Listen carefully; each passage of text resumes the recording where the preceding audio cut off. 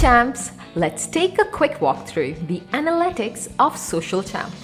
Once on the Social Champ's dashboard, go to the leftmost column and select Analytics.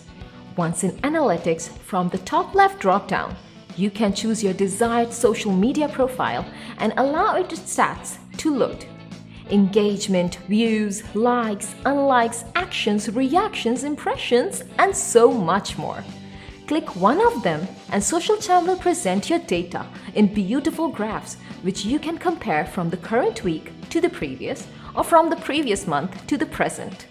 Now you can also export your data into a presentable PDF file, having graphs and posts with a custom logo and title. So simply click on Export PDF and then add a logo, a title and export. Poof!